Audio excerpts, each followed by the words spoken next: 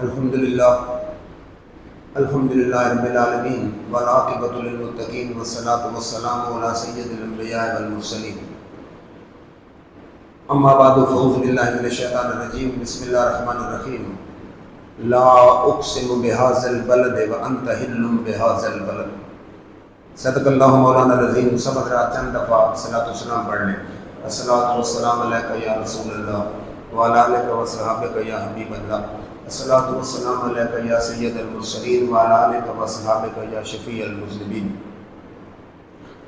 معزز حضرات، یہ ربیع الاول شریف بلکہ ربیع النور کے آخری ایام ہیں۔ حضور اکرم صلی اللہ علیہ وآلہ وسلم کی مقدس ولادت سے اللہ نے اسے رحمتیں، برکتیں اور فضیلتیں عطا فرمائیں۔ ہم اہل سنت والجماعت کا یہ عقیدہ ہے کہ نسبت مصطفیٰ صلی اللہ علیہ وآلہ وسلم ہی اصل ایمان ہے۔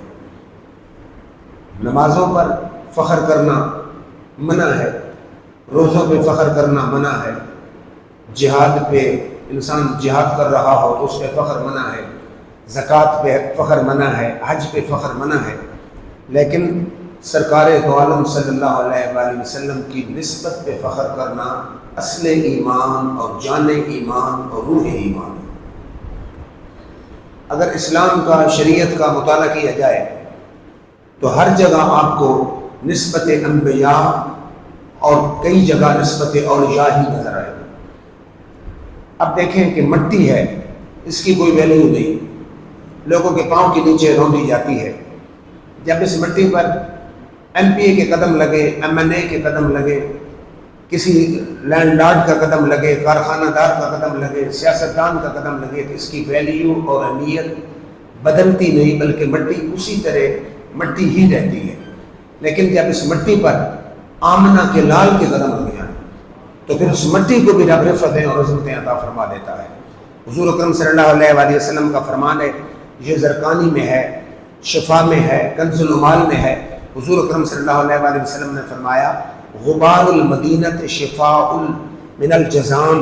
حضور صلی اللہ علیہ وسلم نے فرمایا کہ میرے مدینہ کی جو مٹی ہے یہ کوڑ کے مرض کو دور فرما دیتی ہے، یعنی اللہ نے میری وجہ سے اس مٹی میں یہ اثرات اور برکتیں رکھی ہیں کہ کوڑ والا مریض اس سے شفا پا جاتا ہے۔ پھر یہ اجماعی عقیدہ ہے۔ مولوی انور شاہ صاحب کشمیری فیض الباری شرح بخاری میں لکھتے ہیں، دیوبندی مکتب فکر کے شیخ الحدیث اور عالم ہیں، اور مواہب الدنیا میں ہے، شفا میں ہے۔ اہل سنت والجماعت کا بھی یہ نظریہ ہے کہ کعبے سے عرش کی شان زیادہ ہے، لیکن چاہے ہو کعبہ چاہے ہو عرش، دونوں کا حضور اکرم صلی اللہ علیہ وآلہ وسلم کی شان سے کوئی مقابلہ ہے ہی نہیں۔ بلکہ اس وقت حضور اکرم صلی اللہ علیہ وآلہ وسلم کی مزار انور میں، یعنی مدینہ میں سبز گنبد میں مزار مصطفیٰ علیہ تیت والثنا میں حضور صلی اللہ علیہ وآلہ وسلم کے جسم عطر کے ساتھ مدینہ کی جو مٹی لگ رہی ہے، یہ اجماعی عقیدہ ہے کہ اس کا مرتبہ، مقام اور فضیلت کعبے سے بھی زیادہ ہے، اللہ کا سے بھی زیادہ ہے۔ حالانکہ وہ مٹی حضور صلی اللہ علیہ وسلم کے جسم کا حصہ نہیں، جز نہیں، ٹکڑا نہیں، بلکہ مدینہ کی مٹی ہے۔ عارضی طور پر میرے آقا کا جسم عطر اس مٹی سے ٹچ اور مس ہوا تو مصطفیٰ علیہ تحیت و ثنا کی نسبت، ربط اور تعلق کی وجہ سے اللہ نے اس مٹی کو یہ مقام دیا کہ کعبے سے بھی افضل ہے اور اللہ کے عرش سے بھی افضل ہے۔ پھر حضور اکرم صلی اللہ علیہ وآلہ وسلم نے جب مکہ میں قدم رکھا تو آپ اس قدم مبارک جو ہے مکہ کی مٹی نے اس کو چومنے کا شرف حاصل کیا، تو میرے رب نے فرمایا لا اقسم بہذا البلد وانت حل بہذا البلد، کہ اے میرے حبیب ہمیں قسم ہے اس شہر کی، ھذا البلد، اس شہر کی قسم ہے۔ شہر سے مراد شہر مکہ ہے۔ اب اگر اتنے تک آیت ہوتی تو سوچنے والے منکرین یہ بھی کہہ سکتے تھے کہ اللہ قسم کیوں نہ یاد فرماتا، اس میں کعبۃ اللہ ہے، اس میں مقام ابراہیم ہے، صفا مروہ ہے، آب زمزم ہے، اس میں حجر اسود ہے، عرفات ہے، منا ہے، تو اللہ نے قسم یاد فرمائی۔ لیکن میرے رب نے اس سوال اور اعتراض کے سوچنے کا موقع نہیں دیا، فرمایا لا اقسم بہذا البلد وانت حل بہذا البلد، اے میرے حبیب ہمیں قسم ہے شہر مکہ کی، لیکن اس وجہ سے نہیں کہ یہاں کعبۃ اللہ ہے، مقام ابراہیم ہے، صفا مروہ ہے، منا ہے، عرفات ہے، آب زمزم ہے، حجر اسود ہے، فرمایا قسم اس لیے ہے اس کی گلیوں میں تو چل رہا ہے۔ یعنی حضور صلی اللہ علیہ وسلم کے قدمین مبارک سے مس کرنے کی وجہ سے اللہ تعالیٰ نے مکہ شریف کو یہ فضیلت عطا فرمائی کہ خالق کائنات، خالق ارض و سماوات اس مکے کی قسم یاد فرما رہا ہے۔ پھر شاعر کہتا ہے کہ ان کا درد کہاں تک پہنچا، قلب جگر اور جان تک پہنچا، ساری دنیا کعبے پہنچی، میں کعبے کی جان تک پہنچا۔ اور پھر اہل سنت کے امام شاہ احمد رضا خان رحمۃ اللہ علیہ فرماتے ہیں کہ اس خاک مدعیو، اس خاک کو خاک نہ سمجھو، یعنی جب مکہ شریف مدینہ شریف جاؤ تو مدعیو اس خاک کو خاک نہ سمجھو، اس خاک میں مدفون ہے شاہ بطحا ہمارا۔ یہ معمولی خاک نہیں، اس میں جسم عطر سرکار دو عالم شفیع معظم رسول مکرم جناب محمد مصطفیٰ علیہ تحیت و ثنا کا جسم عطر اس خاک میں موجود ہے۔ اس خاک کی عظمت کا تمہیں پتہ نہیں، اللہ نے اس کو بڑی عظمتیں عطا فرمائی ہیں۔ اور پھر اعلیٰ حضرت فرماتے ہیں حرم کی زمین اور قدم رکھ کے چلنا اریسر کا موقع ہے او جانے والے۔ جو مکہ شریف، مدینہ شریف اور سعودی عرب جاتے ہیں، آپ فرماتے ہیں حرم کی زمین اور قدم رکھ کے چلنا کہ اے کملی والے آقا کے عشق قدم بھرنے والے، اے حضور صلی اللہ علیہ وسلم کا کلمہ پڑھنے والے، مکہ شریف مدینہ شریف میں قدموں سے چلنا یہ کوئی عزت، یہ پروٹوکول کے موافق نہیں ہے۔ مزہ تو تب ہے کہ تو سر کے بل چلے کہ یہ وہ جگہ ہے جہاں کملی والے آقا کے قدم لگے۔ حرم کی زمین اور قدم رکھ کے چلنا ارے سر کا موقع ہے او جانے والے۔ پھر پنجابی شاعر نے بھی بڑا حسین ترجمہ کیا ہے، کہتا ہے جگ جانے حجاز دے ٹبیاں تے رب پیار دی سیج بچھا بیٹھا، جگ جانے حجاز دے ٹبیاں تے رب پیار دی سیج بچھا بیٹھا، ایسا دیس مہیتا پسند آیا اپنا گھر بھی اتنے بنا بیٹھا۔ یعنی مکہ شریف میں کعبۃ اللہ ہے تو اللہ کو مکہ پسند تھا حضور صلی اللہ علیہ وسلم کی جائے ولادت ہونے کی وجہ سے، ورنہ کعبۃ اللہ کہیں اور بھی ہو سکتا تھا۔ تو شاعر کا جو تخیل ہے کہ اللہ نے اپنا گھر اس لیے وہاں بنایا کہ وہاں مصطفیٰ کا گھر ہے۔ رب اپنا حجاز دے ٹبیاں تے جب جانے حجاز دے ٹبیاں تے رب پیار دی سیج بچھا بیٹھا، ایسا دیس ماہیدہ پسند آیا اپنا گھر بھی اتنے بنا بیٹھا۔ بات ہے کہ نسبت مصطفیٰ کی کیا نیت ہے۔ اب یہ مسجد ہے ماشاءاللہ خوبصورت ہے، ہمارے دوست نے جان خان اور دوسرے اپنا حاجی انور لطیف صاحب نے بڑی محنت کی، خوبصورت جگمگا رہی ہے۔ اور ایک مسجد مدینہ میں بھی ہے، بلکہ پہلے تو مدینہ کی بات کریں، اسلام آباد ترتیب تنظیم سے بنا ہوا ہے، اور لوگ کہتے ہیں کہ سب سے منظم طریقے سے، ترتیب سے، تنظیم سے، خوبصورتی کے لحاظ سے دنیا میں پیرس فرانس کا شہر وہ سب سے مشہور ہے۔ لیکن جس شہر میں میرے آقا ہجرت کر کے آئے مدینہ، حضور نے خود فرمایا، یہ ترمذی کی حدیث ہے، من استطاع ان یموت منکم بالمدینہ فلیمت فانی اشفع لمن یموت بها۔ فرماؤ میرے غلاموں، اگر تم میں سے کسی میں یہ طاقت ہو کہ مدینہ میں مر سکے تو مدینہ میں مرنا۔ فرمایا جو مدینہ میں مرے گا میں محمد مصطفیٰ خود اس کی شفاعت فرماؤں گا۔ یعنی صرف مدینہ میں مرنے کی وجہ سے حضور صلی اللہ علیہ وسلم کی ہجرت گاہ جہاں حضور تشریف لائے وہاں جو مرے بھی سے، حضور نے فرمایا مر سکو تو مرنا، فإنی اشفع لمن یموت بها، جو مدینہ میں مرے گا میں محمد مصطفیٰ خود اس کی شفاعت فرماؤں گا۔ اور حضور نے فرمایا کہ مدینہ کی مثال ایسے ہے جیسے بھٹی ہوتی ہے، فرمایا جیسے بھٹی میں چاندی اور سونا ڈالا جائے تو چاندی الگ ہو جاتی ہے اور اپنا غبار الگ ہوتی ہے، میل کچیل الگ ہوتی ہے۔ فرمایا میرا مدینہ بھی بھٹی ہے، انہا تنفی الذنوب کما تنفی القیر خبث الفضہ، یہ حضور صلی اللہ علیہ وسلم کے اپنے الفاظ ہیں۔ جیسے سونار بھٹی میں چاندی ڈالتا ہے تو چاندی الگ ہو جاتی ہے، میل الگ ہو جاتی ہے۔ فرمایا میرے شہر مدینہ میں جو میرا امتی آ جائے گا گناہ الگ رہ جائیں گے، امتی الگ ہو جائے گا۔ یہ حضور صلی اللہ علیہ وسلم کا اپنا فرمان ہے۔ تو حضور صلی اللہ علیہ وسلم کی نسبت کی وجہ سے اللہ نے مدینہ شریف کو یہ مقام عطا فرمایا۔ پھر آ جائیں مسجد نبوی کی طرف۔ اب دنیا میں ہزاروں لاکھوں مسجدیں ہیں، لیکن ہر مسجد میں آپ ایک نماز پڑھیں گے ایک کا ثواب ملے گا، لیکن جب آپ مدینہ کی مسجد نبوی میں نماز پڑھیں گے ایک پڑھیں گے اللہ تعالیٰ 50,000 کا ثواب عطا فرمائے گا۔ فرق کیا ہے؟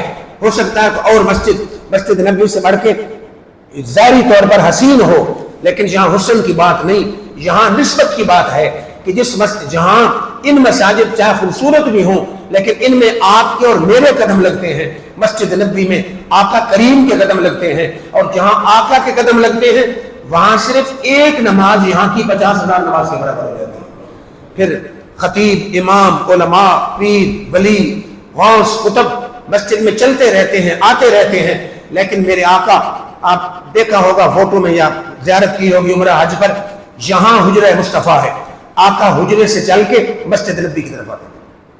چلے جب کچھ عرصہ گزرا، جہاں میرے آقا کے قدم زیادہ لگے، میرے آقا نے فرمایا، بخاری کی حدیث ہے، ما بین بیتی و منبری روضۃ من ریاض الجنہ، فرماؤ میرے غلاموں، میرے حجرے اور میرے منبر کا جو درمیانی فاصلہ ہے اس کو عام جگہ نہ سمجھنا، جو تو جنت کے باغوں میں سے باغ ہے۔ فرما ما بین بیتی و منبری روضۃ من ریاض الجنہ، میرے منبر اور میرے گھر کا جو درمیانی فاصلہ ہے، میرے حجرے کا درمیانی فاصلہ ہے، یہ تو جنت کے باغوں میں سے باغ ہے۔ اب جنت تو چھٹے اور ساتویں آسمان کے درمیان ہے، لیکن جس جگہ میرے آقا کے قدم لگے اس زمین کو، اس جگہ کو کملی والے آقا کے قدموں سے نسبت ہوئی، اللہ نے مقام یہ عطا فرمایا کہ حضور نے فرمایا یہ کہ جنت کے باغوں میں سے باغ۔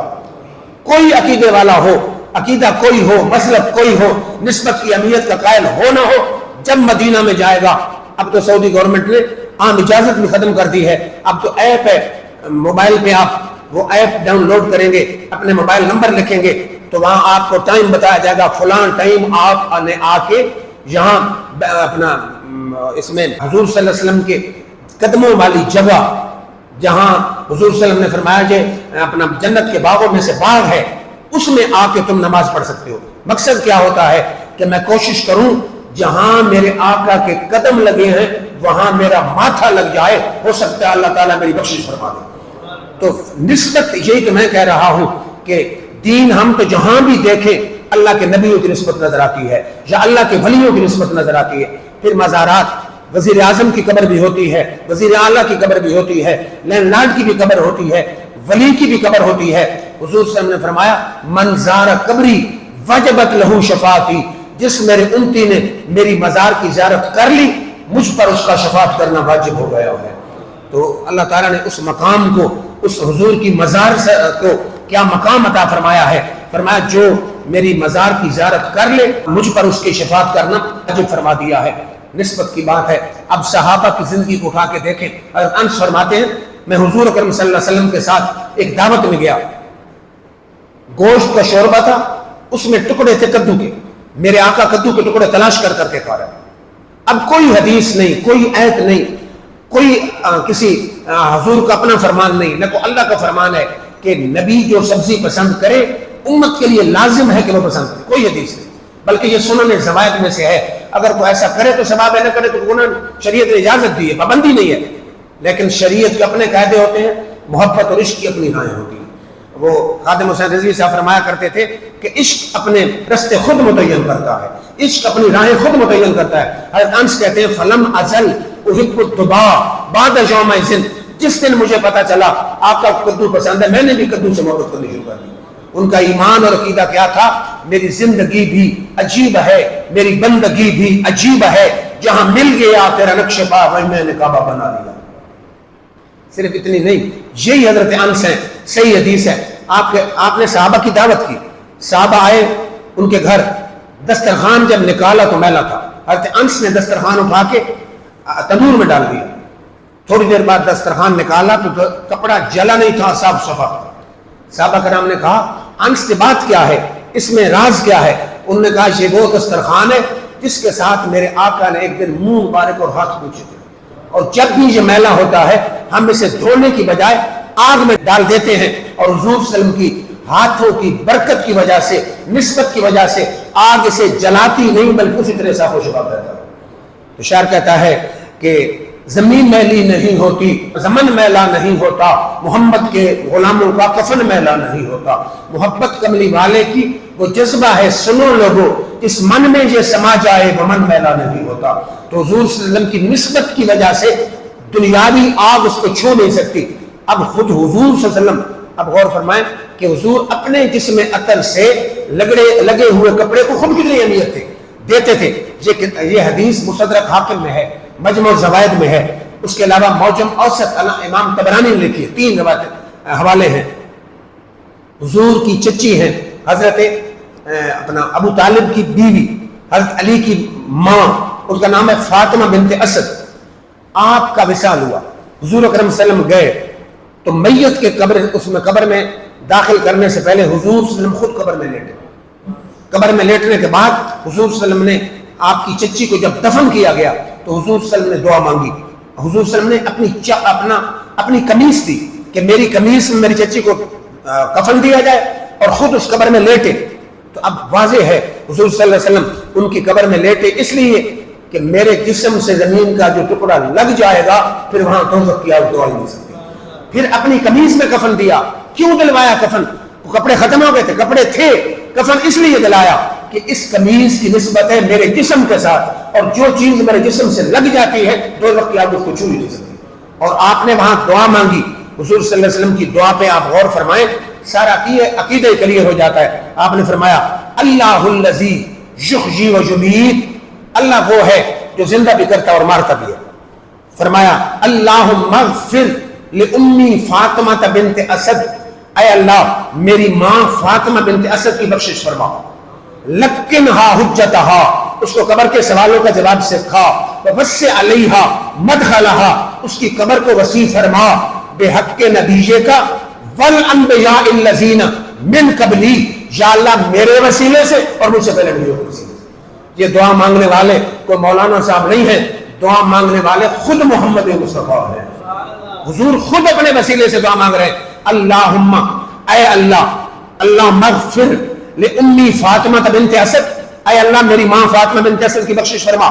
لکنہا حجتہا، قبر کے سوالوں کا جواب سکھا. ووسع علیہا مدخلہا، اس کی قبر کو وسیع فرما. بحق نبیے کا، اپنے نبی کے وسیلے سے. والانبیاء الذین من قبلی، مجھ سے پہلے نبیوں کے وسیلے سے. پھر خواجہ نصیر الدین گولوی کی روح تڑپی، کیا خوبصورت بات کرتے ہیں. آپ فرماتے ہیں آپ سا دونوں جہاں میں کہیں نظر آیا ہی نہیں. یا رسول اللہ آپ سا دونوں جہاں میں کہیں نظر آیا ہی نہیں، کیونکہ اللہ نے کوئی اور بنایا ہی نہیں. جب کہا قبر میں سرکار نے یہ میرا ہے، پھر نکیروں نے مجھے ہاتھ لگایا ہی نہیں. حضور صلی اللہ علیہ وسلم نے خود قبر میں لیٹ کر خود اپنی قمیص دے کر دنیا کو بتا دیا کہ میرے ساتھ جس چیز کی بھی نسبت ہو جاتی ہے اللہ تعالیٰ اس کو حاجت روا بھی بنا دیتا ہے، مشکل کشا بھی بنا دیتا ہے. اس کے بعد بخاری شریف کی حدیث ہے. اب صحابہ نے دین کس سے سیکھا؟ نہ دارالعلوم دیوبند سے سیکھا، نہ دارالعلوم بریلی سے سیکھا، ڈائریکٹ حضور صلی اللہ علیہ وسلم کی محفل میں بیٹھ کر حضور پاک سے خود دین سیکھا ہے. تو حضور صلی اللہ علیہ وسلم کو چادر کی ضرورت تھی.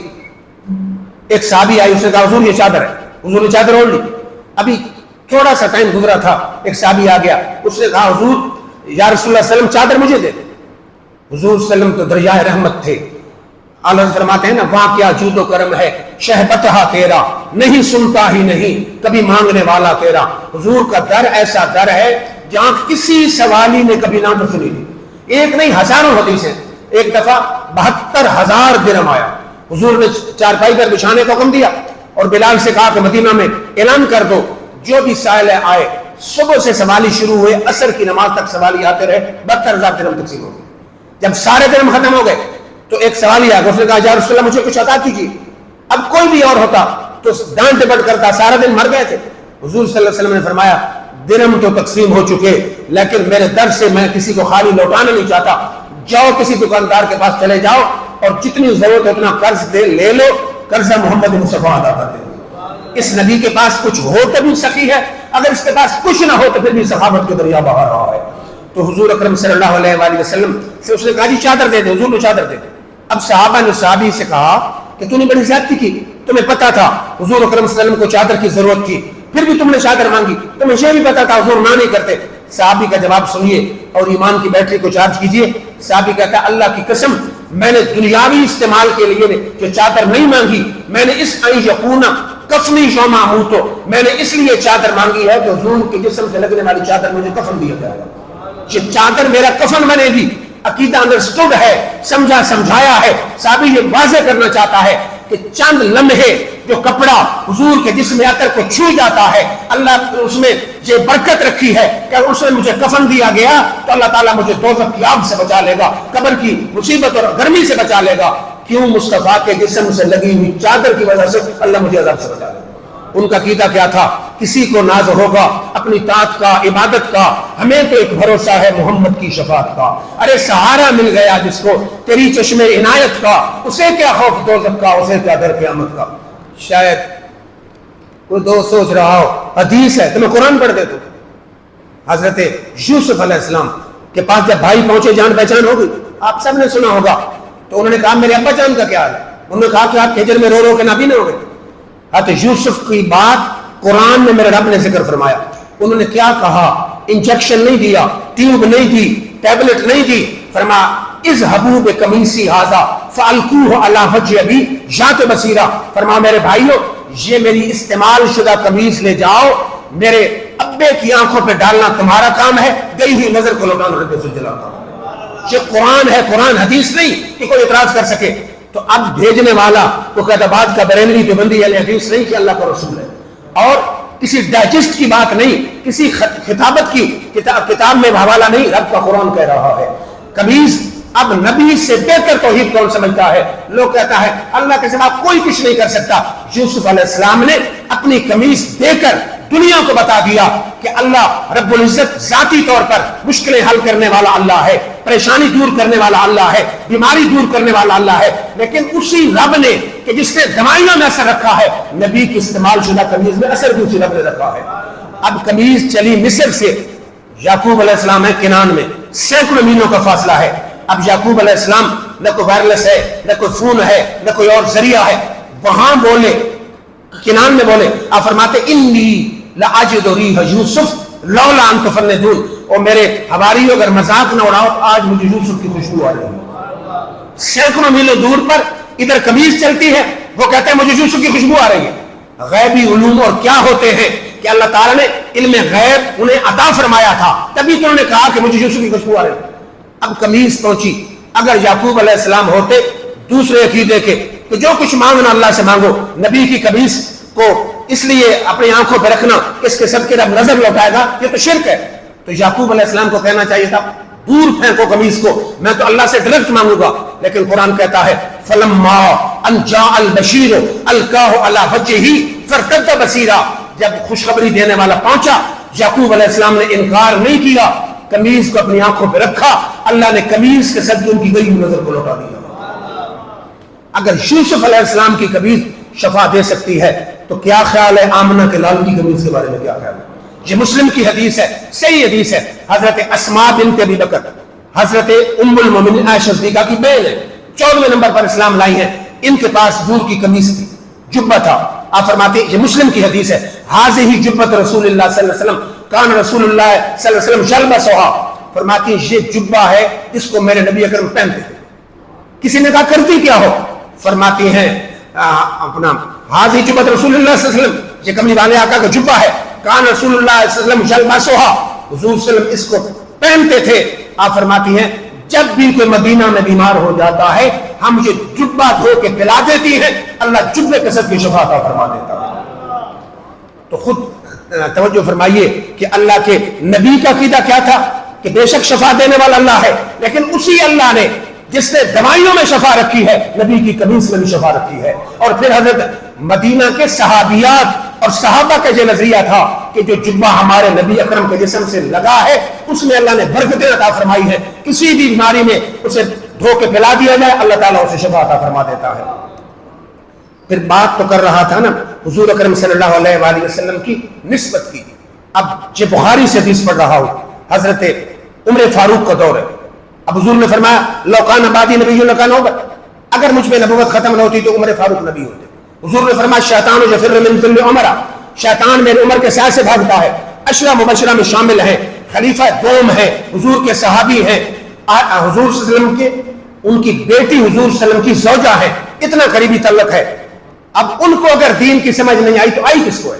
عمر فاروق کے دور میں پڑ گیا کاٹ۔ اب 1450 سال 1500 سال ہو گئے، ہمیں آپ کو پتا ہے، ہمارے ان پڑھ زمینداروں جٹ کو بھی پتا ہے کہ بارش نہ ہو تو کیا کیا جاتا ہے؟